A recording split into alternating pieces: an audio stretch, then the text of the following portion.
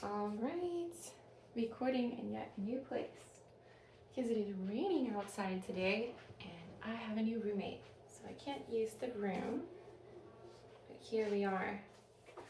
And of course, we are still reading The Adventures of Sherlock Holmes. We're a little more than a third of the way through, and we are starting on The Engineer's Thumb. So I'll go ahead and get going. Of all the problems which have been submitted to my friend, Mr. Sherlock Holmes, for solution during the years of our intimacy, there were only two which I was the means of introducing to his notice, that of Mr. Hatherley's thumb and that of Colonel Warburton's madness. Of these, the latter may have afforded a finer field for an acute and original observer, but the other was so strange in its inception and so dramatic in its details that it may be worth of being placed upon record, even if it gave my friend fewer openings for those deductive methods of reasoning by which he achieved such remarkable results. The story has, I believe, been told more than once in the newspapers, but like all such narratives, its effect is much less striking when set forth in block in a single half-column of print than when the facts slowly evolve before your own eyes and the mystery clears gradually away as each new discovery furnishes a step which leads on to the complete truth. At the time, the circumstances made a deep impression upon me, and the lapse of 2 years has hardly served to weaken the effect. It was in the summer of '89, not long after my marriage, that the events occurred which I am now about to summarize. I had returned to civil practice and had finally abandoned Holmes in his Baker Street rooms, although I continually visited him and occasionally even persuaded him to forego his bohemian habits, so far as to come and visit us. My practice had steadily increased, and as I happened to live at no very great distance from Paddington Station, I got a few patients from among the officials. One of these, whom I have cured of a painful and lingering disease, which was never weary of advertising my virtues, and of endeavoring to send me on every sufferer over whom he might have any influence. One morning, at a little before 7 o'clock, I was awakened by the maid tapping at the door to announce that 2 men had come from Paddington, and were waiting in the consulting room. I dressed hurriedly, for I knew by experience that railway cases were seldom trivial, and hastened downstairs. As I descended, my old ally, the guard, came out of the room and closed the door tightly behind him. "I've got him here," he whispered, jerking his thumb over his shoulder. "He's all right." "What is it, then?" I asked, for his manner suggested that it was some strange creature which had caged up in my room. "It's a new patient," he whispered. "I thought I'd bring him round myself, then he couldn't slip away. There he is, all safe and sound. I must go now, doctor. I have my duties, just the same as you." And off he went, this trusty tout, without even giving me time to thank him. I entered my consulting room and found a gentleman seated by the table. He was quietly dressed in a suit of heather tweed, with a soft cloth cap which he had laid down upon my books. Round one of his hands he had a handkerchief wrapped, which was mottled all over with blood-stains. He was young, not more than 25, I should say, with a strong masculine face, but he was exceedingly pale, and gave me the impression of a man who was suffering from some strong agitation, which it took all his strength of mind to control. "I'm sorry to knock you up so early, doctor," said he, "but I have a very serious accident during the night. I came in by train this morning, and on inquiring at Paddington as to where I might find a doctor, a worthy fellow very kindly escorted me here. I gave the maid a card, but I see that she's left it upon the side table." I took it up and glanced at it. "Mr. Victor Hatherley, hydraulic engineer, 16A Victorian Street, 3rd floor." That was the name and style abode of my morning visitor.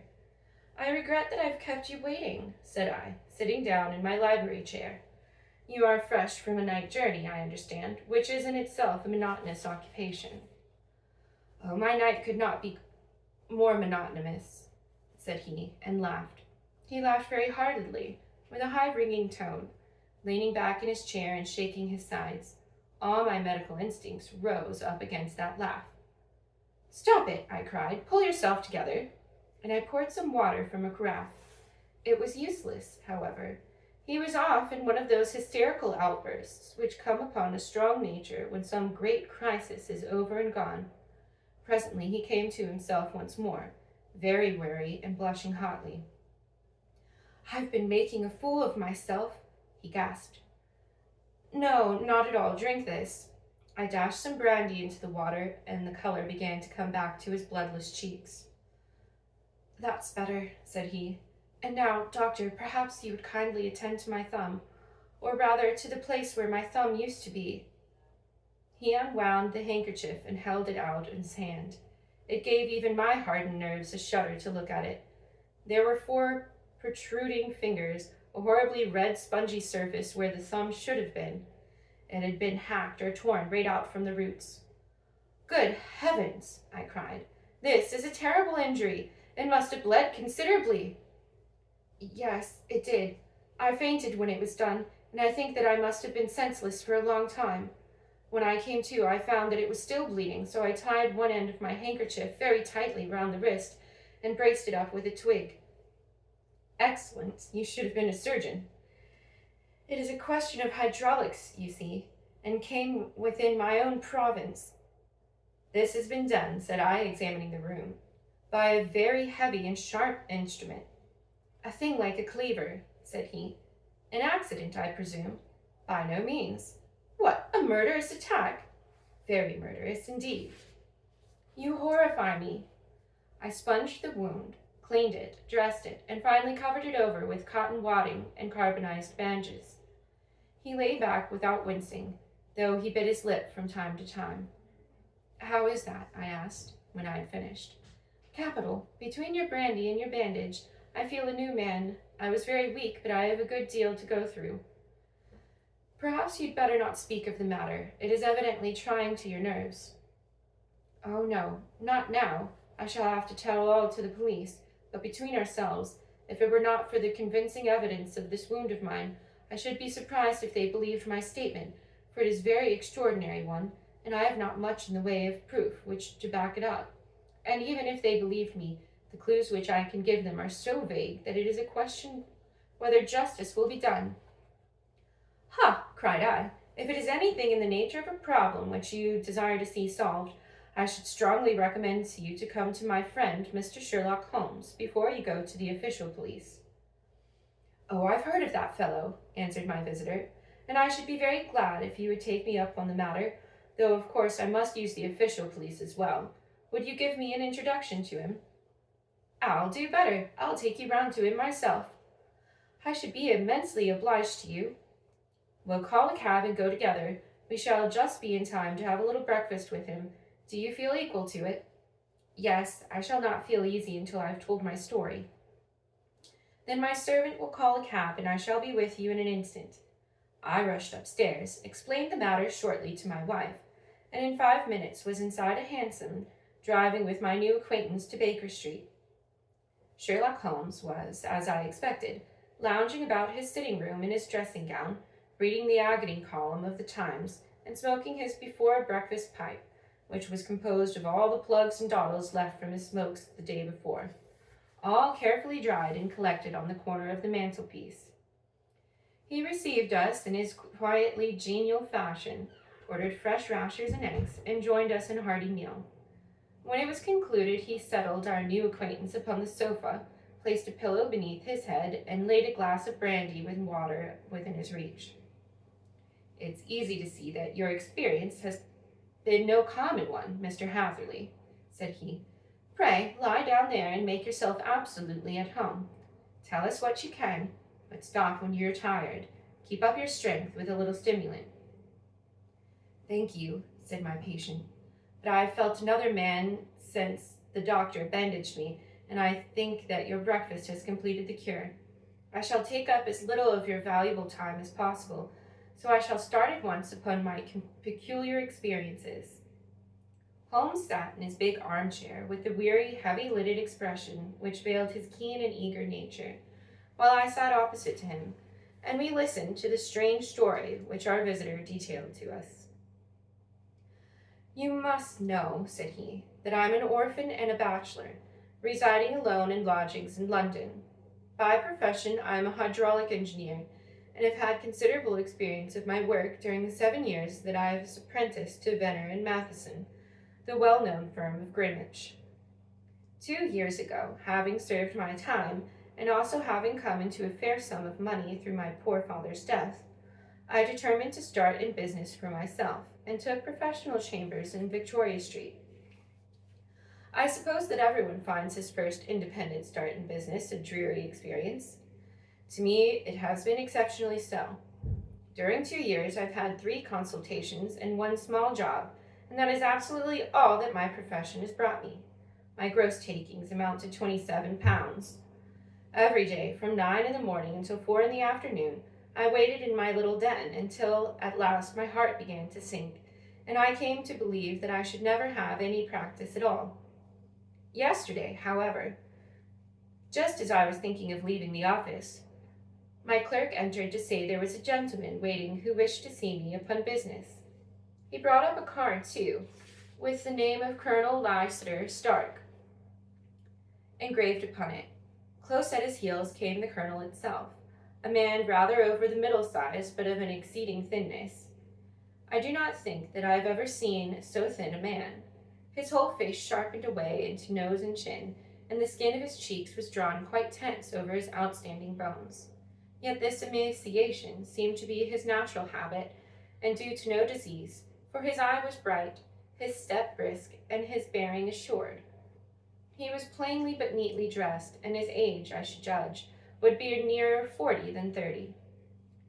Mr. Hatherley, said he, with something of a German accent, you've been recommended to me, Mr. Hatherley, as being a man who is not only proficient in his profession, but is also discreet and capable of preserving a secret. I bowed, feeling as flattered as any young man would at such address. May I ask who it was who gave me so good a character? I asked. Well, perhaps it is better that I should not tell you just at this moment. I have it from the same source that you are both an orphan and a bachelor, and are residing alone in London. That is quite correct, I answered, but you'll excuse me if I say that I cannot see how all this bears upon my professional qualifications. I understood that it was in a professional manner that you wished to speak to me. Undoubtedly so, but you will find that all I say is really to the point. I have a professional commission for you, but absolute secrecy is quite essential. Absolute secrecy. You understand, and of course we may expect that more from a man who is alone from one who lives in the bosom of his family. If I promise to keep a secret, said I, you may absolutely depend upon my doing so.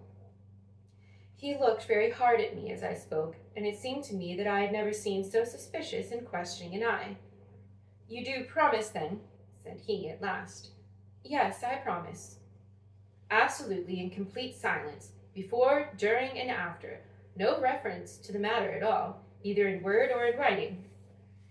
I've already given you my word. Very good. He suddenly sprang up, and darting like lightning across the room, he flung open the door. The passage outside was empty. That's all right, said he, coming back. I know that clerks are sometimes curious as to their master's affairs, and now we can talk in safety. He drew up his chair very close to mine and began to stare at me again, with the same questioning and thoughtful look. A feeling of repulsion and something akin to fear had begun to rise within me at the strange antics of this fleshless man. Even my dread of losing a client could not restrain me from showing my impatience. I beg that you'll state your business, sir, said I. My time is of value. Heaven forgive me for the last sentence, but the words came to my lips. How would 50 guineas for a night's work suit you? He asked. Most admirably. I say a night's work, but an hour's would be nearer the mark. I simply want your opinion about a hydraulic stamping machine which has got out of gear. If you show us what is wrong, we shall soon set it right ourselves. What do you think of such a commission as that? The work appears to be light, and the pay munificent. Precisely so. We shall want you to come tonight by the last train. Where to? To Iford in Berkshire. It is a little place near the borders of Oxfordshire, and within 7 miles of Reading. There is a train from Paddington which would bring you there at about 11:15. Very good. I shall come down in a carriage to meet you. There is a drive, then. Yes, our little place is quite out in the country. It is a good 7 miles from Iford Station. Then we can hardly get there before midnight. I suppose there would be no chance of a train back. I should be compelled to stop for the night. Yes, we can easily give you a shakedown. That is very awkward. Could I not come at some more convenient hour? We've judged it best that you should come late. It is to recompense you for any inconvenience that we are paying you, a young and unknown man, a fee which would buy an opinion from the very heads of your professional. Still, of course, if you would like to draw out of the business, there is plenty of time to do so. I thought of the 50 guineas and of how very useful that would be to me. Not at all, said I. I shall be very happy to accommodate myself to your wishes. I should like, however, to understand a little more clearly what it is you wish for me to do. Quite so. It is very natural that the pledge of secrecy which we've exacted from you should have aroused your curiosity. I have no wish to commit you to anything without your having it all laid before you. I suppose that we're absolutely safe from eavesdroppers? Entirely. Then the matter stands thus. You're probably aware that Fuller's earth is a valuable product, and that it's only found in 1 or 2 places in England. I've heard so. Some little time ago, I bought a small place, a very small place, within 10 miles of Reading. I was fortunate enough to discover that there was a deposit of Fuller's earth in one of my fields. On examining it, however, I found that this deposit was a comparatively small one, and that it formed a link between 2 very much larger ones upon the right and left. Both of them, however, in the grounds of my neighbors. These good people were absolutely ignorant that their land contained that which was quite as valuable as gold. Naturally, it was to my interest to buy their land before they discovered its true value, but unfortunately, I had no capital by which I could do this. I took a few friends of mine into the secret, however, and they suggested that we should quietly and secretly work our own little deposit, and that in this way we should earn the money with which would enable us to buy the neighboring fields. This we have now been doing for some time, and in order to help us in our operations, we've erected a hydraulic press. This press, as I have already explained, has got out of order, and we wish your advice upon the subject. We guard our secret very jealously, however, and if it once became known that we had hydraulic engineers coming to our little house, it would soon rouse inquiry. And then, if the facts came out, it would be goodbye to any chance of getting these fields and carrying out our plans. That is why I've made you promise me that you'll not tell a human being that you are going to Iford tonight. I hope that I make it all plain. I quite follow you, said I. The only point which I could not quite understand was what use you could make of a hydraulic press in excavating Fuller's earth, which, as I understand, is dug out like gravel from a pit. Ah, said he carelessly, we have our own process.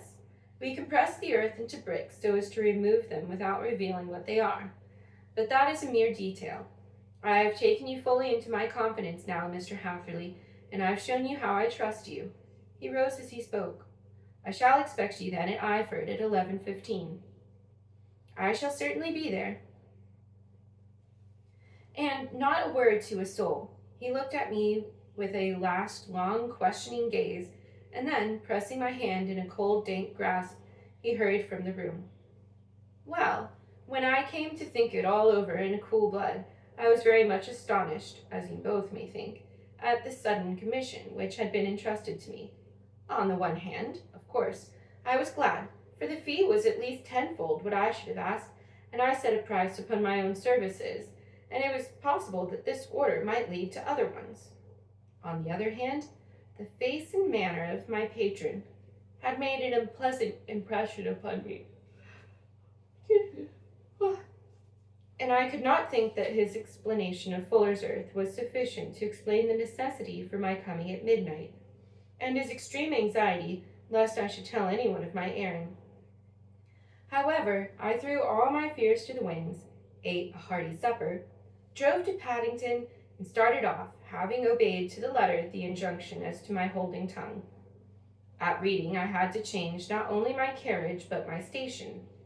However, I was in time for the last train to Iford, and I reached the little dim-lit station after 11 o'clock. I was the only passenger who got out there, and there was no one upon the platform save a single sleepy porter with a lantern. As I passed out through the wicket gate, however, I found my acquaintance of the morning waiting in the shadow upon the other side. Without a word, he grasped my arm and hurried me into a carriage, the door of which was standing open. He drew up the windows on either side, tapped on the woodwork, and away we went as hard as the horse would go. "One horse?" interjected Holmes. "Yes, only one." "Did you observe the color?" "Yes, I saw it by sidelights when I was stepping into the carriage. It was a chestnut." "Tired looking or fresh?" "Oh, fresh and glossy." "Thank you. I'm sorry to have interrupted you. Please continue your most interesting statement." Away we went then, and we drove for at least an hour. Colonel Stark had said that it was only 7 miles, but I should think, from the rate that we seemed to go, and the time we took, that it must have been nearer 12. He sat at my side in silence all the time, and I was aware more than once, when I glanced in his direction, that he was looking at me with great intensity. The country roads seemed to be not very good in that part of the world, for we lurched and jolted terribly. I tried to look out of the windows to see something of where we were, but they were made of frosted glass, and I could make out nothing save an occasional blur of a passing light. Now and then I hazarded some remark to break the monotony of the journey, but the colonel answered only in monosyllables, and the conversation soon flagged. At last, however, the bumping of the road was exchanged for the crisp smoothness of a gravel drive, and the carriage came to a stand. Colonel Stark sprang out, and as I followed after him, pulled me swiftly into a porch which gaped in front of us. We stepped, as it were, right out of the carriage and into the hall, so that I failed to catch the most fleeting glance of the front of the house. The instant that I had crossed the threshold of the door, it slammed heavily behind us, and I heard faintly the rattle of the wheels as the carriage drove away. It was pitch dark inside the house, and the colonel fumbled about looking for matches and muttering under his breath. Suddenly, a door opened at the other end of the passage, and a long golden bar of light shot out in our direction. It grew broader, and a woman appeared with a lamp in her hand, which she held above her head, pushing her face forward and peering at us. I could see that she was pretty, and from the gloss with the light shone upon her dress, I knew that it was of a rich material. She spoke a few words in a foreign tongue, in a tone as though asking a question, and when my companion answered in a gruff monosyllable, she gave such a start that the lamp nearly fell from her hand. Colonel Stark went up to her, whispered something in her ear, and then, pushing her back into the room from whence she had come, he walked towards me again with the lamp in his hand. "Perhaps you'll have the kindness to wait in this room for a few minutes," said he, throwing open another door. It was a quiet little plainly furnished room, with a round table in the center, on which several German books were scattered. Colonel Stark laid down the lamp on the table of a harmonium beside the door. "I shall not keep you waiting an instant," said he, and vanished into the darkness. I glanced at the books upon the table, and in spite of my ignorance of German, I could see that 2 of them were treatises on science, and the others being volumes of poetry. Then I walked across the window, hoping that I might catch some glimpse of the countryside, but an oak shutter, heavily barred, was folded across it. It was a wonderfully silent house. There was an old clock ticking loudly somewhere in the passage, but otherwise everything was deadly still.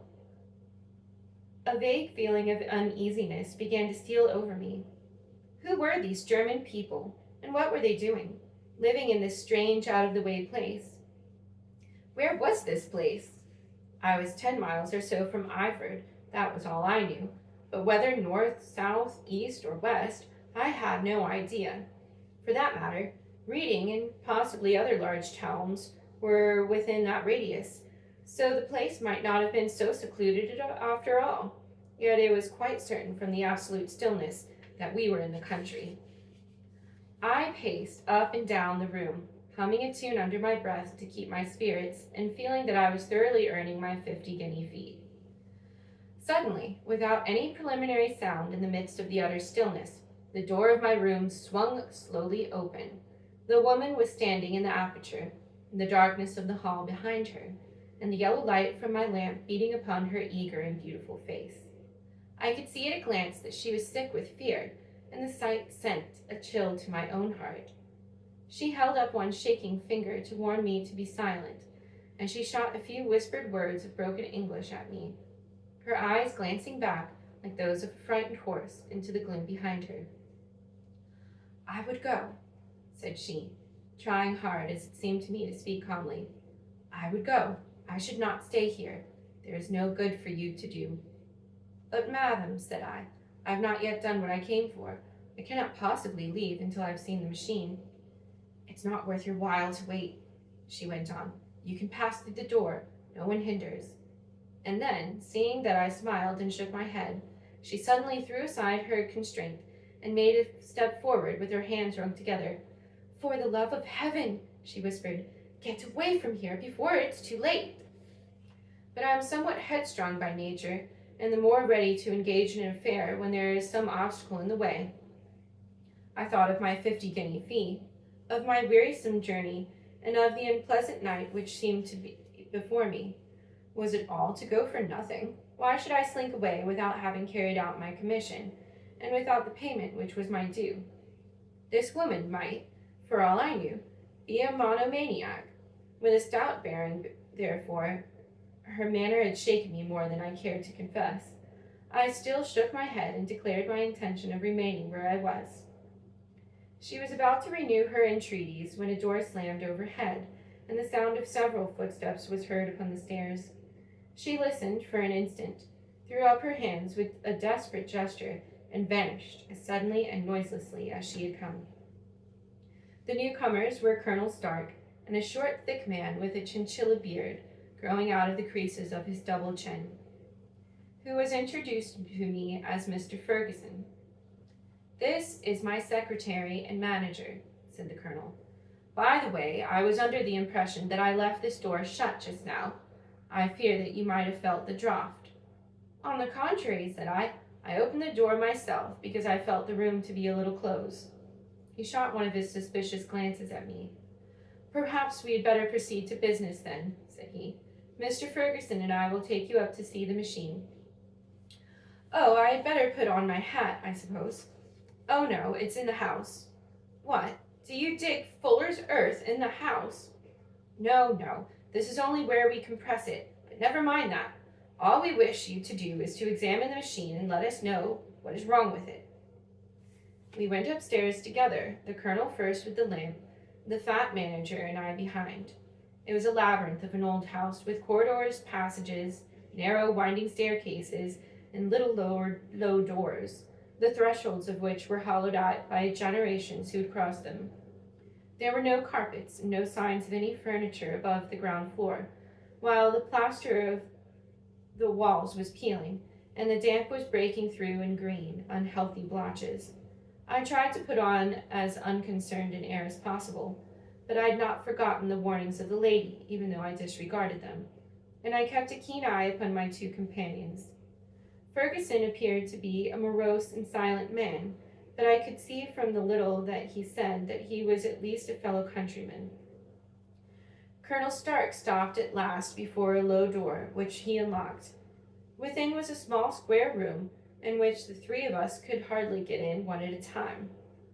Ferguson remained outside, and the colonel ushered me in. "We are now," said he, "actually within the hydraulic press, and it would be a particularly unpleasant thing for us if anyone were to turn it on. The ceiling of this small chamber is really the end of the descending piston, and it comes down with the force of many tons upon this metal floor.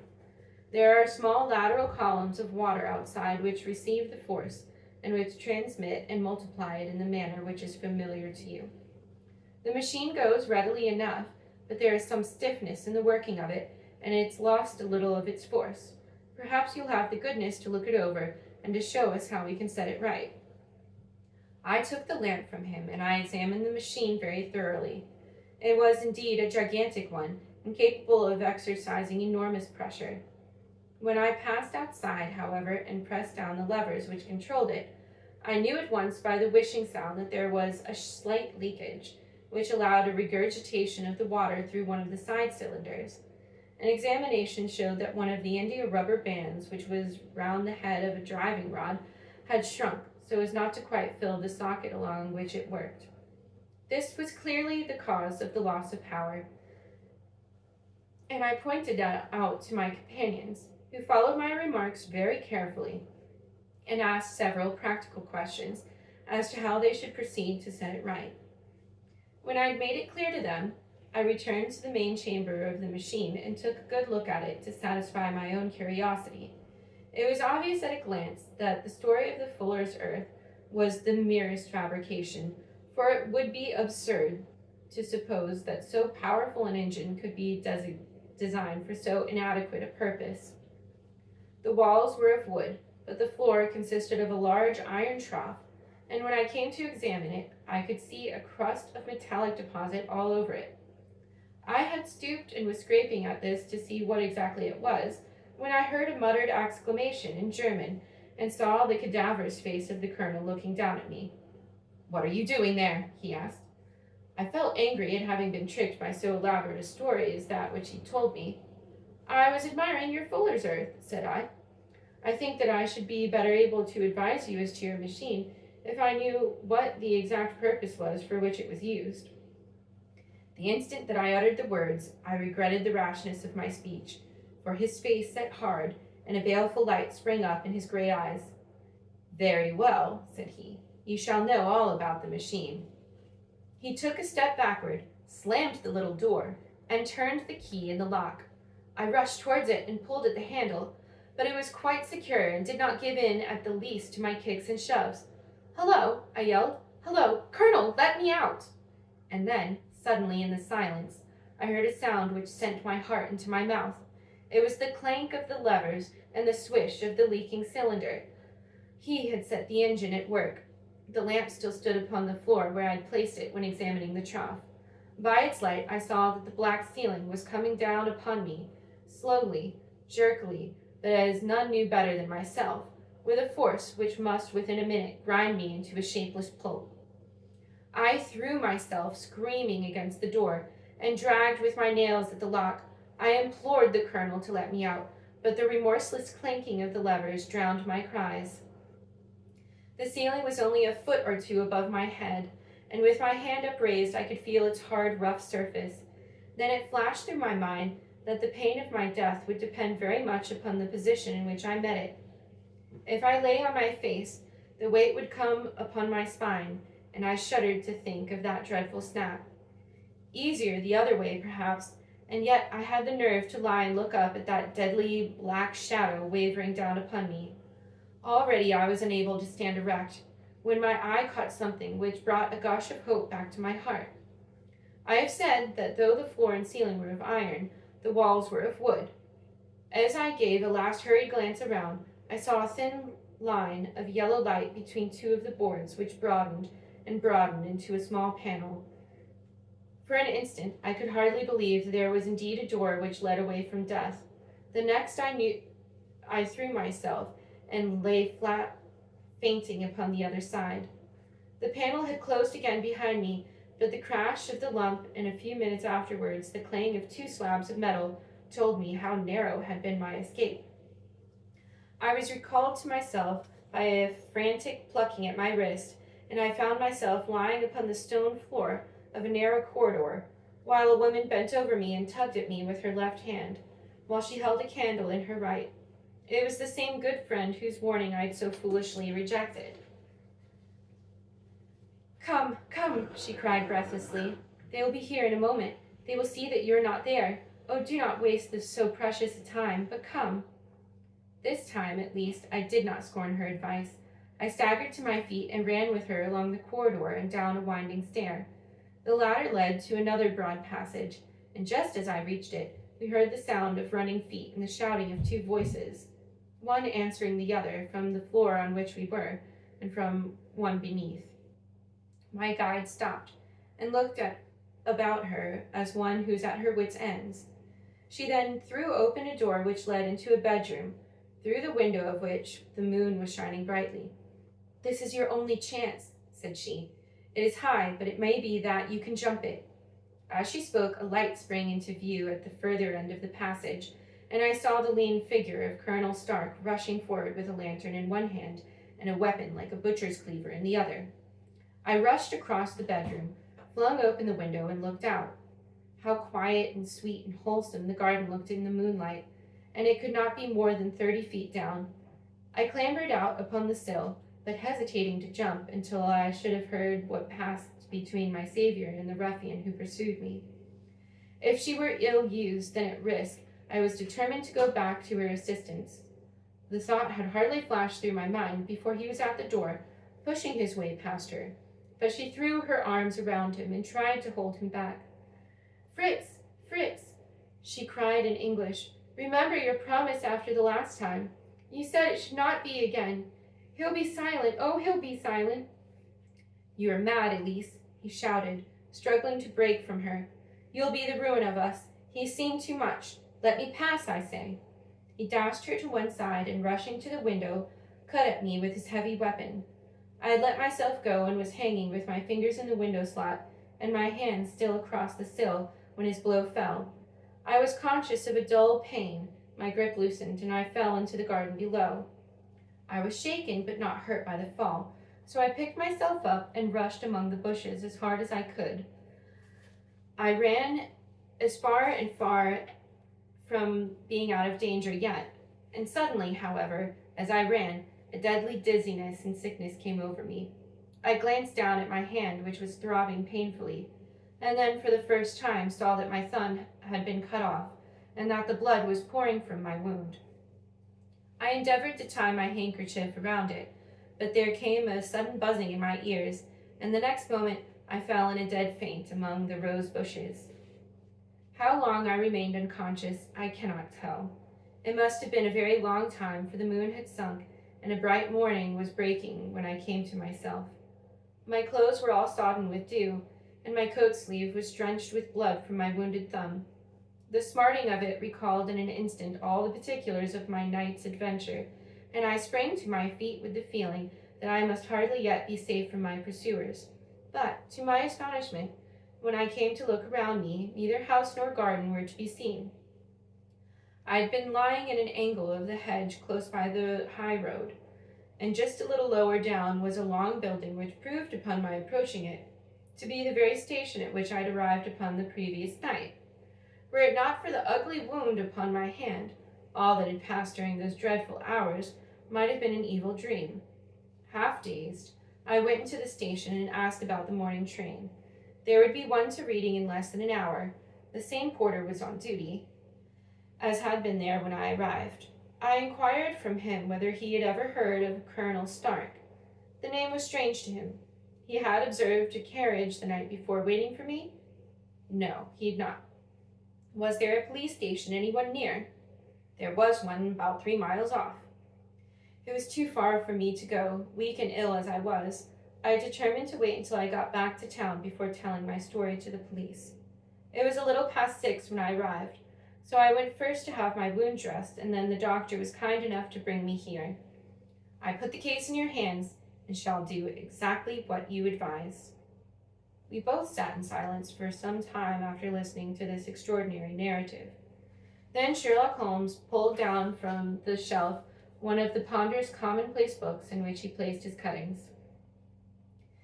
"Here is an advertisement which will interest you," said he. "It appeared in all the papers about a year ago.